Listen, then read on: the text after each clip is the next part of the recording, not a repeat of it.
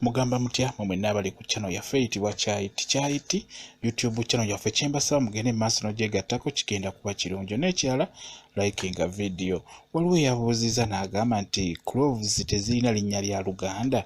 Waliwo yabuuziza nti cloves tezirina linnya lya Luganda. Kituufu cloves tezirina linnya lya Luganda. Mbadde nkuleeta nsazeewo nkubuulireyo ebitalina mannya ga Luganda naye nga ate bya mugaso nnyo ebifaanagana nga cloves ezo z'olaba. Mbikuleetedde wano nga tebirina mannya ga Luganda naye nga mu Uganda mwebiri bitundibwa bulungi nnyo. Mbikuleetedde ka mbikubuulire ebyo eby'omugaso ebigenda ebigenda mu muceere, ebigenda mu nva, ebigenda mu caayi omukalu n'ow'amata naye nga tebirina mannya ga Luganda nga naye mu Uganda mwebiri bitundibwa bulungi nnyo ate nga bya mugaso.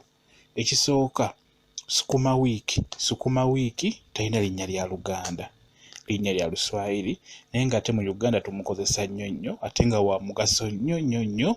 Ekintu ekirala kitukozesa ennyo wano mu Uganda naye nga tekirina linnya lya Luganda, kaloti oyo talina linnya lya Luganda.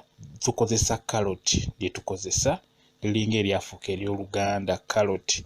Kaloti talina linnya lya Luganda naye ate tumukozesa nnyo. Kati waliwo obuntu obulala bwe tukozesa ennyo wano mu Uganda babuyita kotimiro. Tubukozesa nnyo obwo bw'olaba butera kuteekebwa mu nva nga zibadde zinatera okujja, osobola okusuulamu obukoola mu nva zonna enva zonna obusuulamu obukoola buwunyisamu bulungi nnyo.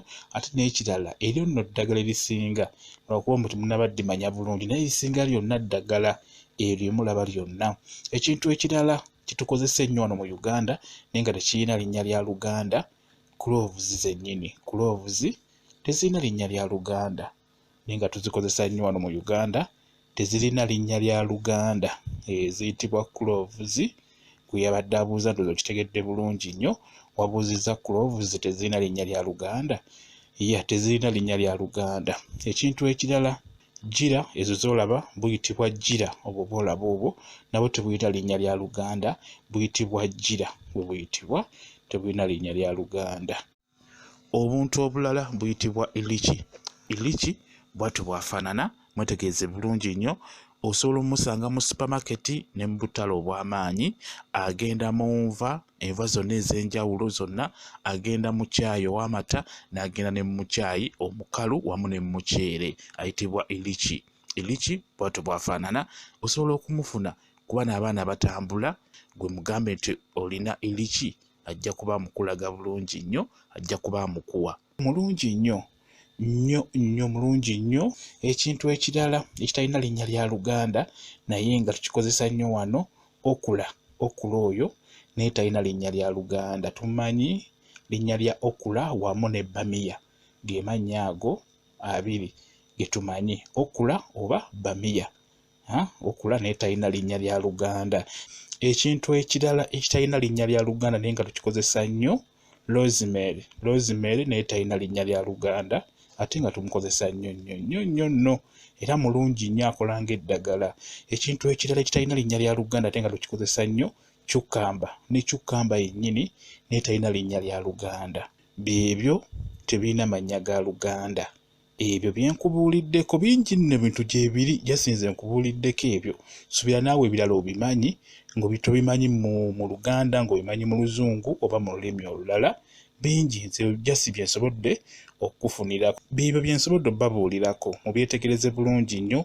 Ebyo ebisinga ebimu bigenda mu nva, birungo bya mu nva, bigenda ne mu muceere, bigenda ne mu caayi omukalu wamu ne caayi w'amata. Ebyo ebisinga birungwe bigenda mu bintu weebityo. Byebyo njagadde nziremu ono yabuuzizza nti cloves tezirina linnya lya Luganda, n'ensalawo nkuleetereyo ebyo ebitalina mannya ga Luganda naye nga tubikozesa wano mu Uganda bulungi nnyo.